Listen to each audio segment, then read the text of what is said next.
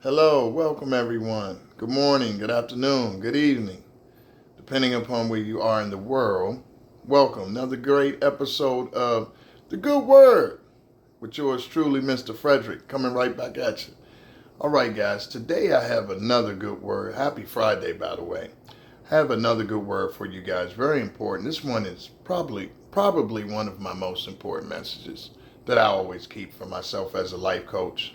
Again, life coaches have to be coached as well by ourselves and by others. Okay, but this message today, family, is let's see here, my glasses. If you wake up, there's hope. That's right, I said it. If you wake up, family, there is hope. Okay, and so you might say, what do I mean by that? Simple as this: when we get along in this journey and the older we get, a lot of times we get discouraged, we have setbacks, we have long-term situations where maybe not that pleasurable for us, and you can get down, you can get depressed, you can have anxiety, you can have all sorts of negative energy and thoughts that are attached to you after a while. And you might say, wow, I don't want to start that new business, I don't want to lose weight, I don't want to start or seek a new relationship. I don't want to go back to school. I don't want to do any of these goals. I have given up on them. They can't happen. I'm done. It's not going to happen. It didn't happen yet, so why should I keep trying? You know, it's human nature. You can get down. I mean, if you're not getting the right fuel, if you're not getting any encouragement, if you just don't have the knowledge to go forward or how to go forward, okay, it's going to be difficult to do so. But I'm here to tell you that there is hope. If you woke up, there is hope. And I got some bullets for you guys, some bullet points that I want to point out to prove what I'm saying, okay?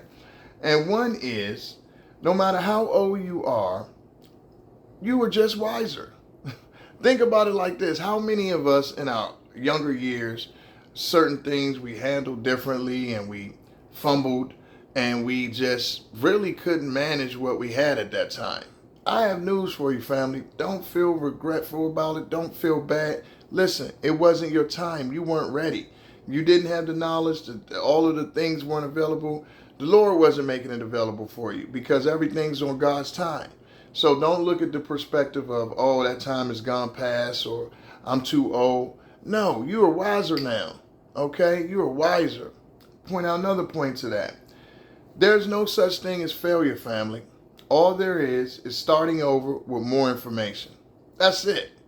Do you realize how many times great inventors, great business owners, that I can name a few, that have started something young and middle age and even older? You had the great Colonel Sanders, Kentucky Fried Chicken. One of the best, one of the best fast food franchises of all time, long lasting and high revenue, actually started when in his 60s. So it's never too late, family. It's all depending upon what you have in your mind, what you have set as your goalpost, what you have set as your limitations. You set that limitation. The other person out there didn't set it for you. They could write anything. They could say anything. What does that mean? That's just words, okay? Your actions actually determine whether it's going to happen. Remember, family, other people's, whether it's writing or whether it's verbal, that's just their opinion and communication and what they think. What actually determines it is your actions, okay, determines what's going to happen. So you got to remember that. Your actions. If you believe it, now you can't receive it, you can't achieve it.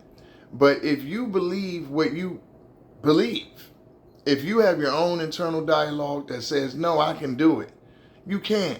And always remember that no matter how old you are, no matter what obstacles, always be confident. ABC, 1, 2, 3. It's easy as that. ABC, easy as 1, 2, 3. That's right. Always be confident because you have 12 people out there that's going to tell you can't. Never be the 13th. Okay? So another thing you want to remember is that you're still bringing it.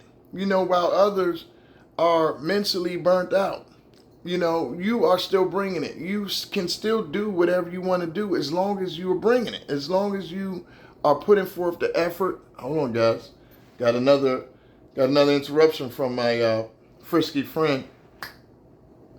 Okay, as long as you are bringing forth the action, and as long as you are dedicated, and as long as you have the belief and you have the faith in the Lord above, you can do anything.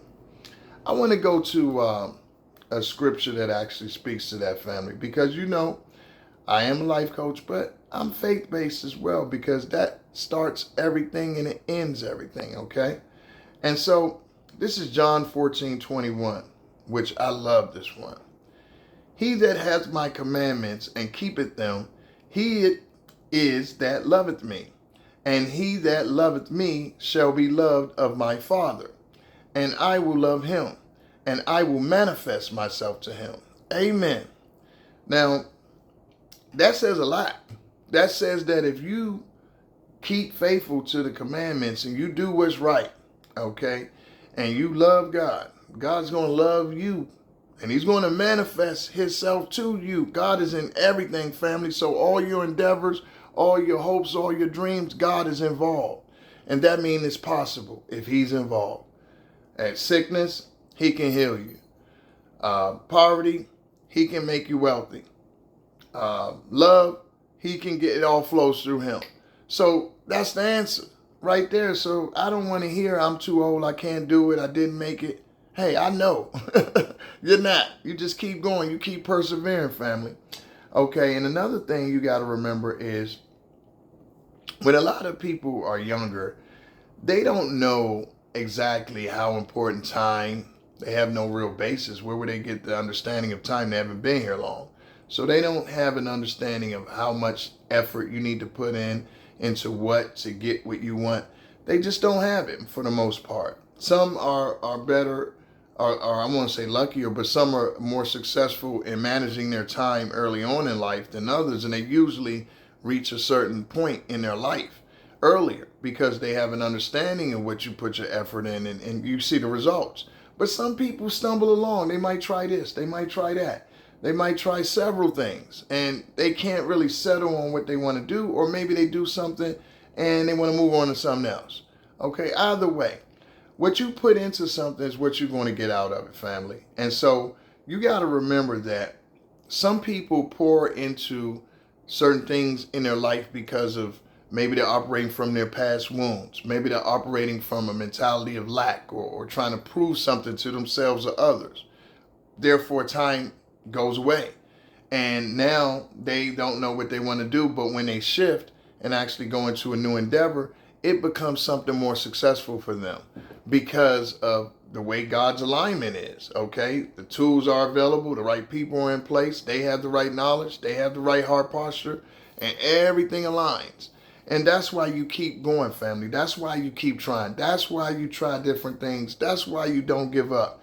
Because it's so many different variables that have to be connected and lined up for you to get the result that you want. You can have all the right planning. You can do all the right, pass the right tests. You can set up all the right mechanisms that you can, think you have the people in place, and it all falls down because of one simple factor that's not in place. So what you got to understand is that it happens when it's supposed to happen, but you have to keep giving it that action and that effort. And sometimes when we're younger, we actually pour into people too that don't pour back into us, which leaves us depleted, and we don't know how to handle that. And so now we're using vices. Now we're trying all these other things other than going to the main source, which is God himself, and saying, Lord, please give me the strength. Okay, you're strengthened through Christ to do everything. Okay, so you have to understand that it's your perspective. It's how you look at your possibilities of what you can do. You will be renewed if you ask for it. You will be able to go to the next level if you are capable and ready. But always remember this. Be careful what you ask for. So a lot of things that you thought you should have had in yesteryears, you thank God that you didn't get it, because it would have been your downfall. It would have attracted the wrong people at the wrong time in your life. You see, that's God's divine timing, divine alignment, family. Is that things will come to you when you're ready and prepared to handle them. And so you have to know that. And so you have to look at your past as a learning experience. And your present, you're still learning. You're never going to stop learning. Life is never going to be perfect, family. But what it will be is purposeful for you to see.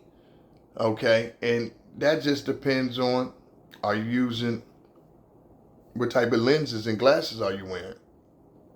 But if you're looking through the right lenses, you will see everything you need to see.